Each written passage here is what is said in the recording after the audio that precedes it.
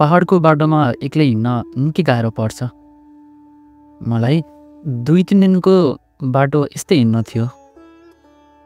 तर मैले बाटोमा एउटा सिपाहीलाई फेला पारेँ, जसले मेरो यात्रा धेरै सुगम पार्यो। पहिले उसले मलाई सोध्यो, "ए बाबु, तपाईँ कता हिँडेको?" परिचितले बोलाए झैँ पछिबाट अगाड्यो। मैले फर्केर हेरेँ। एउटा सिपाही फौजी पोसाक लगाएको आफ्नो सानो डेक छिटो छिटो अगाडि बढाउँदै मनेर आइरहेको थियो। फौजी सिपाहीको सम्बन्धमा मैले धेरै सुनिरहेको थिएँ। त्यसो हुनाले सिपाहीसँग साथ छुटाउन सानो उत्तर इलाम दिएर म अगाडि बढेँ।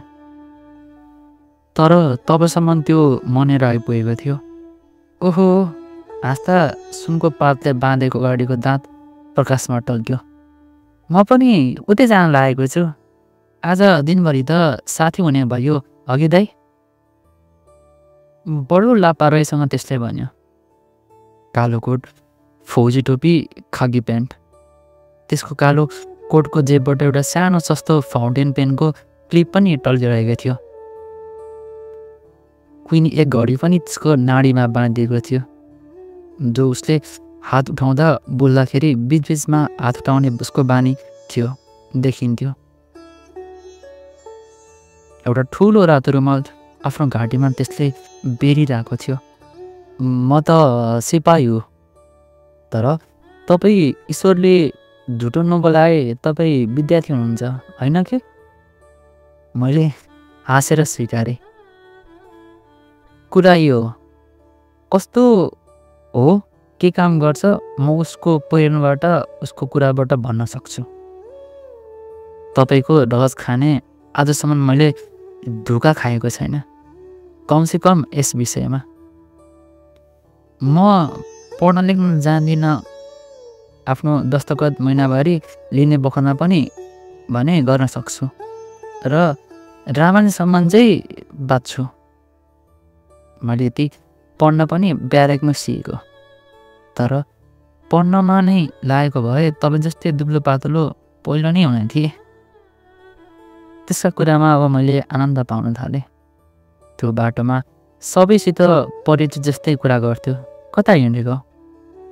मान्छेहरू त्यसको फौजी आकृतिका डरले केही भन्न सक्दैनथे। कुनै छिपिएकी उमेरकी स्वास्थ्य मानिस भेटिएमा त्यो उसलाई सासूको उपाधि दिन्थ्यो र ती सासूको छोरीहरू स्वास्थ्यका विषयमा सोच्थ्यो। तपाईँकी सानी छोरी कस्तै छ भन्नुहोस् न, मेरो मन परेको सासू। त्यो मेरो विषयमा जान्ने इच्छा राख्दैन थियो। आफ्नो कुरा भन्नलाई नै उसले फुर्सद पाउँदैन थियो। मेरो विषयमा के खोजिनीति गरोस्। म कोइटा छाउनीमा छु। वहाँ गएको धेरै दिन भयो। मेरो एउटी दुलै पनि छ, तर उतै पहाडतिर। त्यो रोगी र बेकामकी छ, त्यही पनि 2वटा छोरा भइहाले। म घर नआएको धेरै दिन भयो, जाने इच्छा पनि छैन। मेरी दुलै निश्चय नै अर्कासित गइसक्यो होली। छोराहरू पनि गुड्डा भइसक्यो होला। सानो चाहिने छोरो चलाक जस्तो थियो। त्यसलाई पढाउने मेरो ठुलो ख्यास थियो, तर को दुःख बिसाओस्, मेरो बुवाले मलाई पढाएनन्। म मजासँग छु। कोटामा नै एउटा दुलै खोजिरहेको छु, जहाँ बसे पनि मन लाग्ने कुरा हुनुपर्छ। सिपाहीको कुरा सुन्दा निकै आनन्द पाइदो रहेछ, किनभने त्यो केही कुरा पनि नलुकाई खुलासा भन्दैछ। कुन कुरा लुकाओस् र? मैले गम्भीर विद्यार्थी झैँ सोधेँ। तर तिमीहरूको सैनिक जीवन कस्तो हुन्छ नि? तपाईँले पनि के सोधेको? तपाईँको मासु खाने बडो मजा हुन्छ। तपाईँहरूले पढे जस्तो पिर हामीहरूलाई पर्दैन। खुब मजा गर, हाम्रो अफिसर पनि यही भन्छ। अहिले म तँसँग छुट्टी लिएर यता आएको। हालैमा लडाइँ हुने कुरा छ, त्यसो हुनाले यता रङ रुट तयार गर्न आएको हो। किजात नहोला, 6वटालाई फसाइसकेको छु। सिपाही बनाले दुःख खुल्ला गर्न पाइन्छ, खसीको टाउको चम्का राख्न पाइन्छ। फसाउनु के उनीहरूलाई उद्धार गर्नु हो। आफ्नो देश निमित्त सिपाहीहरूको आवश्यकता छ। सिगरेटको धुवा मुखबाट निकाल्दै भन्यो। लडाइँमा मर्नाले सोझै स्वर्ग पुगिन्छ। यसबेला त्यसको मुख गीता पाठ गर्ने मानिस जस्तो गम्भीर भयो। त्यसको चाखलाग्दो कुराले बाटो सजिलैसँग काटिरहेको थियो। त्यही समयमा घाँस काटेर फर्कन लागेका केटीहरू सामुन्नेतिरबाट आइरहेका थिए। आँखा झिम्काउँदै त्यसले भन्यो, पक्नुहोस् है, म अब यिनीहरूलाई जिस्काउँछु। अगाडि बढेर पहिले त त्यसले उनीहरूलाई सलाम गर्यो। पछि कुनै के भन्यो। त्यसको कुरा सुनेर अरू सबैलाई दत भनेर आफ्नो बाटो लागे। तर एउटीले घाँसको भारी भुइँमा फ्याँकी र कम्मरमा हात लगाएर आफ्नो सारा शरीर हल्लाउँदै दाँत देखाइ त्यसलाई गाली गर्न थाली। मेरो साथी सिपाही लाग्यो। पेट मिची मिची हाँस्न र मतिर फर्केर भन्यो, बडो मापाकी रहेछ, सधैँ आफ्नो लोग्नेलाई यसै गरेर गाली गरिदियो। म चाहिँ क्रिया पनि खान सक्दछु। हामीहरू अगाडि बढिरहेका थियौँ। यी केटीहरूलाई बुझ्न साह्रै गाह्रो हुन्छ। म पनि एकचोटि केटीको फन्दामा पर्सकेको थिएँ। त्यसले लामो सास तान्दै भन्यो, त्यस बखतमा त्यो पत्थरको मूर्ति झैँ कठोर देखा पर्यो। त्यसका घोडा मसिन झैँ स्वत अगाडि बढिरहेको थियो। ठिक्क हामीहरूको सामुन्ने पहिला सूर्य अगाडिको अर्कापट्टि ओर्लिरहेको थिए। मैले बडो उत्सुकता साथ सोधेँ, अनि त के भयो? म भन्दै थिएँ, म पनि एउटी केटीलाई प्रेम गर्थेँ। कसरी म त्यसको प्रेममा पऱ्यो मलाई थाहा छैन। त्यसको कति दिन मैले हाँसी खेली बिताएँ। एक दिन आइतबार मैले आफूलाई त्योसित प्रेम गर्न थालेको पाएँ। त्यस दिन मलाई बिदा थियो। साँझ पर्न साथ म दौडी त्यस कहाँ गएँ। त्यसको सास बेगसित चल्न थाल्यो। त्यस दिन त्यसले निलो गाउन लागेकी थिए। पढे त्यस दिन त्यो निकै राम्री भएकी थिए। ठिक त्यही समयमा हामीहरूलाई उकालो लाग्नु थियो। पर्खनुहोस् है, दुईवटा उखका लार्का के ल्याउँछु। उकालो लाग्यो। उखु टेकी हिँड्न सहिलो हुन्छ र माथि पुगेपछि त्यसलाई चुस्ता थगाइ पनि मेटिन्छ। मन परेन के यो कुरा यदि भनेर त्यो गएर एकछिनपछि दुईवटा उखु किनिकन लिएर आयो। एउटा उखु मलाई दिएर उसले फेरि भन्न थाल्यो। तर त्यस केटीलाई मलाई खुब छक्क्याई। त्यो कप्तानसँग पो गई। त्यसको राम्रो लुगालाई त्यसलाई लोभ्यायो। तर म तपाईँलाई विश्वास दिलाउँछु, त्यो त्यस बुढो कप्तानसँग पनि बस्न सक्दिनँ। यसै गरी उडिरहन त्यस्तो आनन्द आउँछ त्यस राम्री केटीलाई। हावा सानो लहरले त्यसको अन्तिम वाक्यलाई बगाएर लग्यो। म आफ्नो मनमा त्यसको तर्कना गरिरहेको थिएँ। त्यसो हुनाले मैले केही बोलिनँ।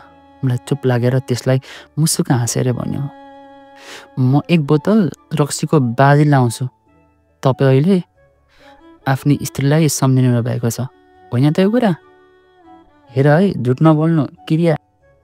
मैले केही पनि उत्तर दिनँ। केही बेरपछि मैले सोधेँ, भन त सिपाही दाइ, तपाईँहरू लडाइँमा कसरी जान्छु? म अब गोली मृत्यु म त कल्पना पनि गर्न सक्दिनँ त्यस भीषणताको। तिरस्कारपूर्ण हाँसो हाँसेर उसले मेरो काँधमा धाप मारेर उत्तर दियो, तिमी जस्तो कलिला मान्छेको निम्ति त्यो ठाउँ होइन। मलाई त लडाइँसँग बडो मजा आउँछ। तपाईँको रगत खाने। यस्तै कुरा गर्दा गर्दै हामीहरू बास बस्ने ठाउँमा पुग्यो। यो दिन त 2 घन्टा अझै बाँकी थियो। तर पश्चिमको पहाडले सूर्यलाई ढाकिदिएको हुनाले पानीको कलकल ध्वनिसँगै अन्धकार पनि छिटो छिटो तलतिर झरिरहेको थियो। मैले भने, अब त म अगाडि बढ्न सक्दिनँ। राति बस्ने ठाउँ खोज्नु पर्यो। ठाउँको निमित्त केही धन्दा नमान्नुहोस्। म यहाँको ढुङ्गासँग परिचित छु। मेरो पुर्खाहरू यहीँ बस्दै हिँड्नुहोस्। म तपाईँलाई एउटा पसलमा लिएर जान्छु। त्यस पसलकी बुढियालाई चिन्छु। कुनै समय थियो जब त्यस बुढियालाई घेरेर कति मान्थे। मेरा बुवा पनि तिनीहरूमध्ये एउटा थिए। त्यसको खुब बिक्री हुन्थ्यो। तर अब त्यो बुढियालाई कोही पनि फुटेको आँखाले हेर्न सक्दैनन्। तपाईँको मासु खाने। त्यसकी एउटी छोरी नभएको भए म पनि अहिले त्यहाँ जाने थिइनँ। कुरा गर्दा गर्दै हामीहरू त्यो पसल लिएर आइपुग्यौँ। घर काठको थियो, पुरानो र पानीले कुहिसकेको। सामुन्नेको भाग खसिरहेको थियो। त्यसो हुनाले मानिसलाई भित्र पस्दा निहुरिकन जानु पर्थ्यो। हामीहरू भित्र पस्यौँ। कोठामा धुवा रङ मगिएको हुनाले सान टुईको प्रकाश झन् धमिलो भएको थियो। त्यसमा पनि मेरो आँखाले निन्दा लट्ठ भएको हुनाले मलाई अहिले त्यहाँको दृश्य सपना जस्तै लाग्दछ। भित्र 2वटा पहाडी मानिस चिया र पुरानो बासी रोटी खाइरहेका थिए। कराएर कुरा गर्दा तिनीहरू कहिले कहिले आफ्नो हात टेबलमा फ्याँक्थे। कुनामा मैले देखेँ आगो बलिरहेको थियो, जसमाथि एउटा चियाको कित्ली बसाएको थियो। यही धुवा कारण थियो। छेउमा एउटा विचित्र सेफको ढाँचाको अलमारी थियो। त्यसमा लगाएको काँच फुटिसकेको थियो। त्यसो हुनाले त्यसभित्र रहेको लिली बिस्कुट, पुरानो टिनको डब्बा, अरेन्ज पिकोको खाली डब्बा र 2-3 गिलास देखा पर्थे। एउटा मोटी बुढी आफ्नो कुइनो टेबलमा टेकाएर ती 2वटा पहाडीको कुरा ध्यानपूर्वक सुनिरहेकी थिइन्। कहिले कहिले किटका छोडेर हाँस्थे र बिचबिचमा केही बोलिहाल्थे। त्यो कोठामा प्रवेश गर्दा सिपाही अगाडि अगाडि र म पछि पछि थिएँ। सिपाहीलाई देख्ने बित्तिकै त्यो बुढिया उभिएर तलदेखि माथिसम्म त्यसलाई हेऱ्यो भने, आच्छे कताबाट बाटो बिर्सेर? बाटो बिर्सेर होइन, तिमीले छोरी खोइ नि। आफ्नो दुवै हात हल्लाउँदै त्यो कोठाको स्वामी झैँ यताउता टहल्न थाल्यो। छोरी त बाहिर गएकी छे, अब आइपुग्ने बेला भयो। तपाईँले त हामीलाई पटक्कै बिर्स्नु भएछ। त्यही समयमा एउटा अलिक मोटी बुद्धि कोठाभित्र पसी र उपेक्षा गर्दै भने, बिर्सन देऊ, किन हामीलाई कसै सम्झोस्। त्यो स्त्रीले मैलो छिटको धुती लगाएकी थिए। त्यो अन्धकारमा पनि त्यसो गालाको कालो कालो दाग देखा पर्थ्यो। कपारमा धोतीभन्दा माथि एउटा मैलो लुगा टुक्रो बाँधेको थियो। त्यो विशेष राम्री त थिएन, तर उसमा यौवनको स्वाभाविक आकर्षण अवश्य थियो। त्यसलाई देख्नसाथ सिपाही कुदेर त्यसमा गयो। ओ तिमी पत्याउने त छैनौ, तर तिमीले नै मलाई यहाँसम्म तानेर ल्याए कि तिमीलाई बिर्सन सक्छु। मैले त यहाँ आउनसाथ तिम्री आमासँग तिम्रो विषयमा सोधेँ। उत्तिनैखेर तिमी पनि आइहाल्यो भने के क्रिया हालु। बाबु धेरै कुरा नगर, आँखाको सामुन्ने त धेरै कुरा गर्छु पछि भन्दै त्यो अर्को सानो कोठाभित्र पसी। सिपाही पनि त्यसको पछि दगुर्यो। भित्र पसेर त्यो युवतीले एउटा टुकी बाली र बिछाएको सुकुनमा लडी। सिपाही दैलोमा थचक्क बस्यो र कुरा गर्न लाग्यो। एका बिहानै सिपाहीले मलाई हल्लाएर उठायो। अझ 2 घडी राति बाँकी नै थियो। बाहिर असाध्यै जाडो थियो। पर्वतका 2 श्रेणीको बीचको चिसो बतास बगिरहेको थियो। नजिकैको खोला कलकल गर्दै बगिरहेको थियो। मानिसहरू अझै उठिसकेका थिएनन्। कुखुराहरू बाँच्न थालेका थिए। चारैतिर पहाड काला काला र धुम्म देखिन्थे। त्यो ठाउँमा निकै जाडो पर्ने हुनाले ती पहाडहरूमा कुनै वृक्ष उम्रेका थिएनन्। म आँखा मिच्दै उठेँ। त्यो सिपाहीले लापरवाहीसँग, मेरो सानो मालिक, म त बिदा लिन्छु, मलाई यता जानु छ, तपाईँलाई उता। मेरो दुवै काँधलाई आफ्नो बलियो हातले दुख्ने गरी हल्लाउँदै भन्यो। मेरो मस्तिष्कमा विषादपूर्ण विचार आउन थाल्यो। म त्यसलाई स्नेह गर्न लागिसकेको थिएँ, तर त्यसलाई कसैको केही वास्ता रहेनछ। लमक लमक गर्दै त्यो आफ्नो बाटो लाग्यो। म उभिएर हेरिरहेँ। मैले लडाइँमा मारिएका सिपाहीहरूको पत्थरको स्मारक धेरै देखेको छु, तर हाड छाला भएको सिपाहीसँग भेट्ने मौका एकचोटि मात्रै पाएँ।